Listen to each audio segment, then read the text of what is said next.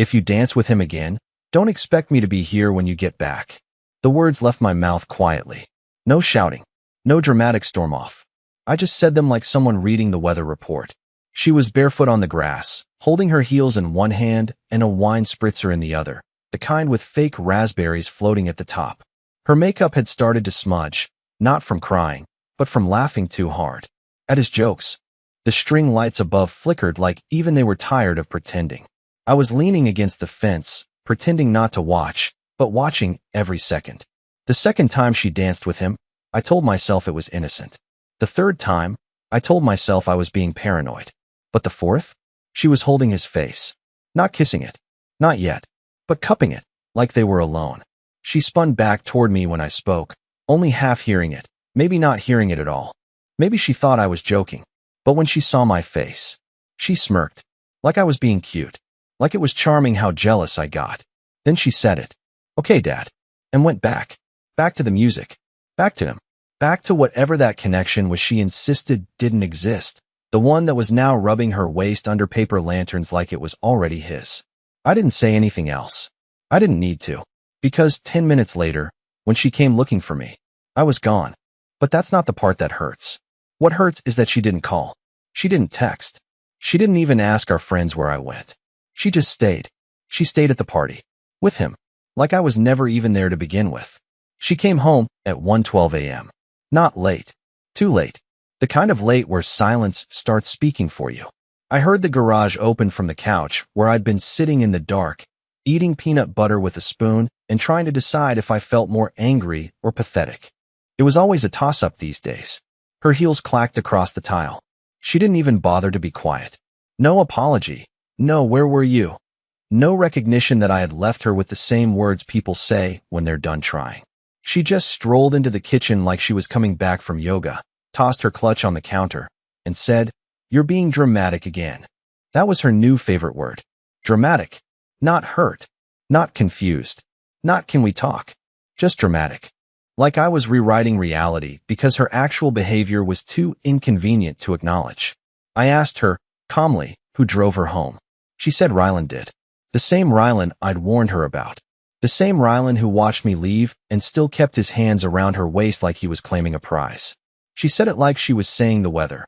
Rylan dropped me off. No big deal. Just a coworker.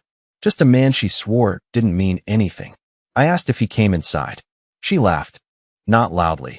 Just that short, pitying kind of laugh people give when you ask something they think is beneath them. God, Clint. What is wrong with you? What's wrong with me? I told her again. I looked her in the eye and said, I wasn't joking earlier. Her response? You left. So what now? You want credit for coming back? I didn't say anything after that.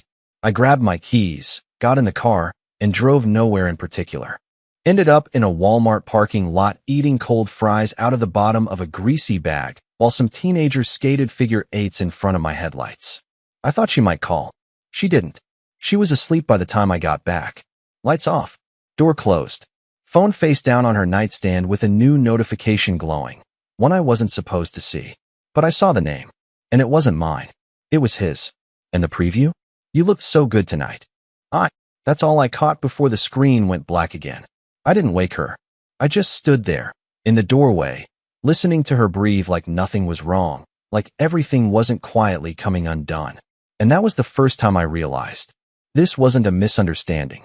It was a transition. She wasn't thinking about leaving me. She was already gone. I stared at that message for so long, I think my eyes stopped blinking. Just 5 words from him. You looked so good tonight, and yet they rang louder in my head than anything she'd said to me in months. I stood in that doorway, in the blue glow of her screen, trying to convince myself it meant nothing. Maybe he was drunk. Maybe she didn't reply. Maybe there was still a line she hadn't crossed yet. Maybe I was just a sad little man reading too far into everything like always. But then her phone buzzed again. Another message. Same name. This time I picked it up. I wanted to kiss you so bad. I still feel your body on mine. I didn't throw the phone. I didn't scream or rip it from the wall like they do in the movies. I just sat down on the edge of the bed like someone had unplugged all the electricity from my spine. I stared at her sleeping, trying to find something in her face that looked like the woman I married. But there was nothing. Just peaceful, careless sleep. No guilt. No restlessness.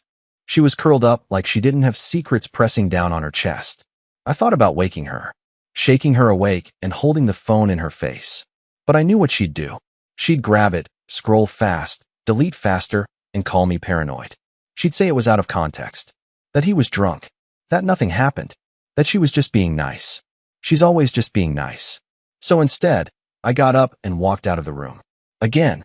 This time, not because I was angry, but because I couldn't stand to be near her. I sat in the laundry room, of all places, next to the dryer that still had my work shirts in it.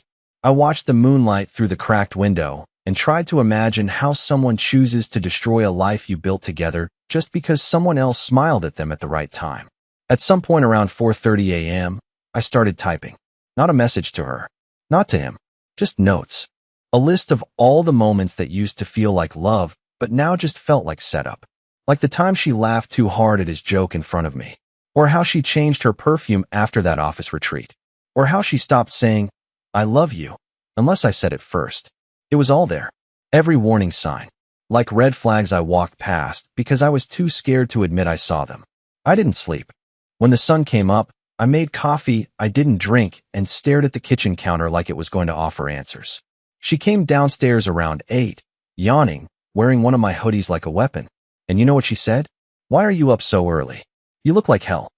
I wanted to ask her if Rylan looked better this morning. If she texted him back. If she even remembered what she did. But I didn't. I just said I couldn't sleep. And she kissed me on the cheek. She kissed me. Like we were fine. Like everything was fine. Like she hadn't just crossed the invisible line between emotional fantasy and physical betrayal. That kiss. It was worse than any slap.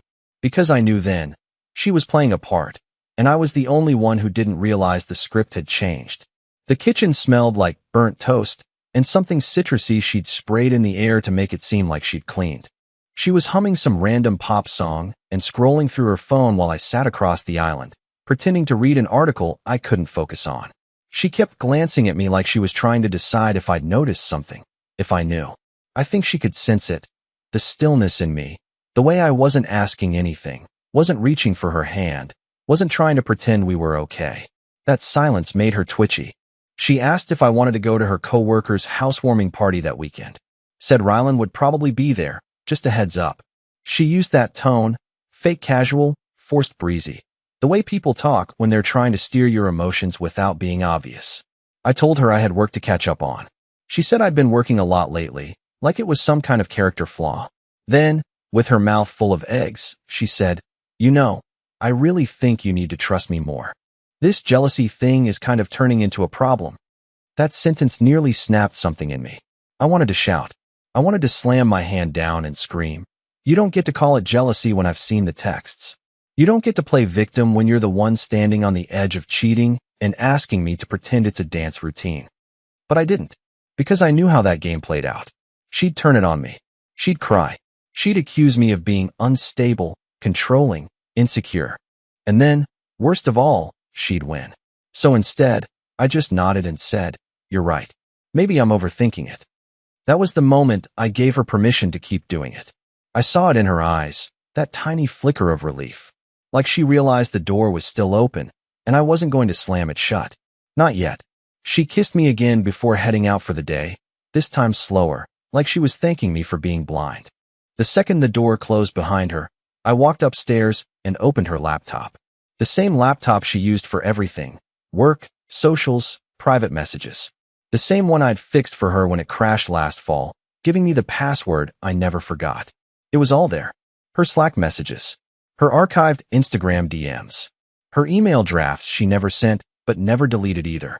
There were playlists titled with inside jokes I wasn't part of.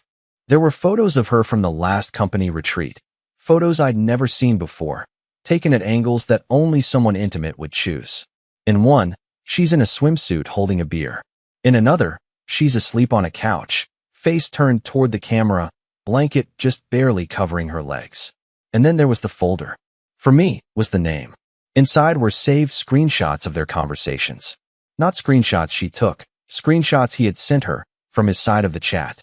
Messages like, "I can't stop thinking about your mouth," and "I hate pretending like you're not mine when we're at work." She had saved them. She had saved them. You don't save that kind of thing unless you plan to look back on it. Unless it means something to you. Unless it's real. I didn't copy anything. I didn't take screenshots. I just sat there, heart pounding, trying to decide if this was the moment I left. If this was the line that finally couldn't be unblurred. But then my phone buzzed. A message from her. Hey, I forgot to say, don't forget to pick up stuff for your mom's birthday dinner. Can you handle that? Just like that. Like I was her assistant. Like I was her cover. Like I was still useful. And that's when it hit me. This wasn't an affair she was hiding. This was an affair she was managing. Like a calendar appointment. And I was the time slot she no longer respected. 2 nights after I found the folder on her laptop, we went out for dinner. Or rather, she insisted we do something normal, like couples are supposed to. I didn't want to go. Every part of me wanted to stay home and pretend the world wasn't happening. But she was persistent. She said, let's not sit in silence again tonight, Clint. It's weird. So I agreed. Like an idiot. We went to this fusion place she likes. Small plates, overpriced cocktails with herbs in them, waiters with ironic mustaches. She wore red, the color she used to save for birthdays and weddings, and now she was wearing it for a Thursday night dinner with the man she was slowly replacing. The moment we sat down, she picked up her phone. Not for a text. Not for photos. She opened her camera like she was framing a picture, not of the food, not of the restaurant. Of herself. She turned slightly in the booth to get her good side, clicked the shutter 3 times, applied a filter, then typed something out and hit send. I asked who it was for. She said, oh, nobody. Chill, buddy. Buddy. That word landed heavier than anything else she could have said. Not babe. Not love. Not even Clint. Buddy. Like I was the person who helped her move last week, not the man who kissed her knuckles in the hospital hallway when her dad had a heart attack. It was a demotion, and we both knew it. The dinner was robotic. She asked about my job like she cared, nodded at the right places, even smiled once. But I could see the effort in her eyes. She was performing kindness the way a waitress performs politeness. Scripted. Timed. Already planning her exit. Then halfway through dessert, her phone buzzed. She picked it up, glanced at it, then flipped it face down. A twitch in her mouth betrayed something. A flicker of a smile. I didn't ask. I didn't need to. I knew exactly who it was. I just watched her spoon creme brulee into her mouth, like she wasn't emotionally commuting between 2 men and pretending this was Switzerland. On the drive home, she asked if I wanted to watch a movie. Like everything was fine. Like this wasn't the softest breakup in progress. I said sure. We watched a comedy I can't even remember the name of. I don't remember laughing once. She scrolled her phone through half of it, only looking up to react when she knew I was watching. Then came the worst part. At the end of the night, she turned to me, not seductively, not warmly, but mechanically, and asked if I wanted to be close. That's what she called it. Be close. Like she was checking off a box or offering charity. I froze for a moment. My stomach turned. I wanted to say no, to walk out of the room and sleep in the guest bed. But some sick part of me, the desperate, delusional part, nodded. She kissed me like she didn't mean it. She touched me like she was trying to remember what it used to feel like. And when it was over, she rolled over and went to sleep in seconds. I laid awake, staring at the ceiling, feeling like I'd just taken a loan out on a lie I'd never be able to repay. I wasn't sure what was worse, the betrayal itself, or the fact that I kept letting it happen. But something shifted that night. Not in her, in me. Because as I lay there, my arm numb under her weight, I started planning. Not revenge. Not confrontation. An escape. I don't know exactly when she stopped seeing me as a person, but I know the moment she started treating me like a liability. It was Saturday morning. The air was sharp with burnt coffee because I'd let the kettle boil dry again. I stood at the kitchen sink, staring into nothing, and she walked in like someone checking on the status of a half-functioning appliance. She asked what my plans were for the day. I said I had work to catch up on. I didn't. I just needed to be alone, to think, to breathe, to exist without feeling like a stranger in my own house. But then she said it. You should give me your schedule so I can help you stay on track. I turned around, confused. My schedule? Yeah, she said, stirring oat milk into her coffee. Your week's always so chaotic, and I feel like you're constantly overwhelmed. I can manage it for you. Like block time for work, errands, sleep, stuff like that. That wasn't kindness. That was containment. That was her subtly saying, if I know where you are, you won't show up somewhere I don't want you to be. I didn't respond. I just nodded and said I'd think about it. She kissed my forehead like I was her elderly father and walked out humming something upbeat. The thing is, I wasn't chaotic. I wasn't overwhelmed. I was watching her collapse our marriage like a sandcastle and wondering how much longer I could pretend it wasn't happening. But something had changed in me since that night we went to dinner. The numbness was turning into clarity. I was starting to see everything without the fog of hope or denial. I started writing things down. Not in a dramatic way. No secret journal with tear stains, just quick notes. Things she said, places she went, small inconsistencies, times she claimed to be running errands for hours with nothing to show for it. It wasn't to catch her. I already knew. It was for me. To remind myself I wasn't imagining it. To keep me grounded. To build a record for the part of me that still wanted to forgive her. Later that evening, she came back from yoga wearing jeans. I asked how the class went, just to see what she'd say. She didn't flinch, said it was intense and that her shoulders were sore. Then she leaned in and asked if I'd be able to give her a massage later. There's a specific kind of cruelty in being used for comfort by someone who's comforting someone else behind your back. I told her I had a headache. She rolled her eyes and said, "You're always tired. You need better energy." Better energy. Like I was a battery she was sick of charging. That night, I lay in bed again beside her. This time not out of confusion, but calculation. I started to notice things I hadn't before. The way she angled her phone away when she scrolled in bed. The way her smile only appeared when she was reading, never when she was speaking to me. The way she talked in her sleep, murmuring little things I couldn't make out. Once she even laughed. It wasn't my name she whispered. It wasn't even a name I recognized. The next morning, while she was in the shower, I walked out to her car. I wasn't looking for anything specific, just following the ache in my chest. And sure enough, there it was. Her passenger seat reclined back, faint imprint of someone's head still pressed into the leather, an empty Red Bull in the cup holder. A hoodie in the back seat that didn't belong to either of us. I didn't take it. I didn't move anything. I just stood there in the driveway, the wind cold against my neck, realizing she had stopped hiding it because she thought I would never leave. That my silence was compliance. That my love was a leash. But what she didn't know was that I had already started the process. Not of revenge, of removal. And soon, she'd feel the absence she thought she wanted. Only it wouldn't come with closure. It would come with a mirror. It was the little things that started to throw her off. She came home late again on a Tuesday, saying traffic had been awful and some idiot backed into a pole at the intersection. She expected me to ask for details, to poke, to pry, but I didn't. I just nodded and said, "Glad you're safe," and went back to rinsing the dishes. I could feel her watching me, not with guilt, but with confusion, like a queen who noticed her subject had stopped bowing. She poured herself wine and leaned against the counter. "You're quiet lately," she said. "It's unsettling." I didn't look up. I've been thinking a lot. About what? Boundaries. There was a pause, the kind that fills a room with tension without a single sound. Then she laughed, forced, dry, almost mocking. "Are you seeing a therapist or something?" "Not yet," I said, "but I've been reading." That part was true.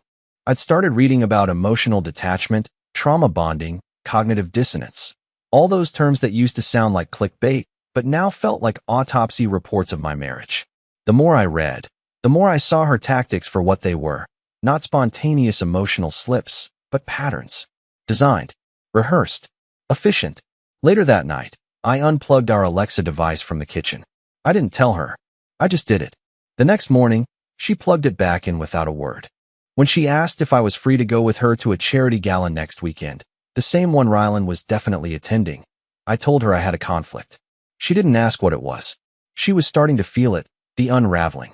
You see, when you stop fighting for someone who's actively betraying you, it scares them more than rage ever could. Because now they have to wonder what you're planning. Silence becomes a storm they can't read. Distance becomes a threat they can't name. I started packing little things, a watch, my childhood baseball glove, a few books I cared about, into an old duffel I kept in the closet. Nothing obvious. Nothing she'd notice right away. But I was preparing. Preparing to disappear from her world in the same quiet, hollow way she had disappeared from mine months ago. The real shift came on a Thursday evening. She walked into the living room wearing a dress I had never seen before. Tight, wine-colored, deliberate. Her makeup was sharper than usual. I was sitting on the couch, laptop open, researching apartment rentals 2 towns over. She asked how she looked. I looked up, took my time. Then I said, different. That one word knocked something sideways in her. She frowned. Different good or different weird? Just different. I went back to typing. She stood there for a moment like she was expecting me to get up and kiss her. I didn't. I didn't even pretend to want to. A minute later, she grabbed her keys. Don't wait up, she said. I didn't. She came back at 2:40 a.m. I was asleep, or at least pretending to be. She climbed into bed and tried to spoon me, like old times. Her hand slipped around my waist. I didn't move, didn't flinch, just kept my breathing steady and slow. Eventually, she gave up and rolled away. And in that moment, I realized something important. She wasn't afraid of losing me before because I had made it so clear she never could. I was dependable. I was loyal. I was safe. But now she was starting to wonder. And when someone like Marley starts wondering if she's losing control, that's when they start falling apart. One hairline crack at a time. I woke up that morning feeling calm in a way I hadn't felt in months. No dread. No anxious searching for her voice downstairs. No need to check her phone or piece together her lies. The sun was coming through the blinds just right, warming the corner of the bed where she used to sleep curled up beside me. Before the shift, before the silence, before Rylan. The house was quiet. She had left early again. Probably a meeting. Probably a latte and a smirk and more long glances across a conference table. It didn't matter anymore. I wasn't angry. I wasn't broken. I was ready. The bag I'd packed slowly over the weeks was zipped and leaning against the front door. My laptop, charger, wallet. A folder with the lease agreement for a small one-bedroom apartment 45 minutes away, already signed. A key. A toothbrush. A future. I walked through the house one last time, touching the walls like you would an old friend you'd grown distant from. The couch where we used to fall asleep mid-movie. The fridge covered in takeout magnets and expired coupons. The bookshelf I built for her when she said she wanted a space that felt like a home. It never became that. At least not for both of us. I left a note on the counter. Not bitter. Not poetic. Just honest. You've known this was coming. I've just been slow to catch up. I don't hate you. I just can't do this version of us anymore. Don't call. That was it. No accusations. No begging for closure. Just a full stop at the end of a sentence I had rewritten too many times. When I stepped outside, the air felt sharp and new. My car felt lighter. The world didn't look any different, but I was. I spent the first few days in that apartment just breathing, eating simple food, sleeping without anxiety, listening to music that wasn't interrupted by passive-aggressive comments. I didn't check her socials. I didn't wonder what she was doing. I just started remembering who I was before I shrunk myself to fit her shrinking affection. She tried calling once. Just once. I didn't answer. She sent a message a week later that simply read, I didn't think you'd actually do it. I didn't reply. Because that was the point. I had spent so long trying to be the man who stayed, the man who forgave, the man who understood her. But in the end, the most loving thing I ever did for myself was walk away from someone who had stopped choosing me long ago. It didn't end in flames. It ended in silence. And sometimes, that's the most powerful ending of all. Because I'm not waiting for apologies anymore. I'm building something new, something honest. And this time, I won't lose myself inside it.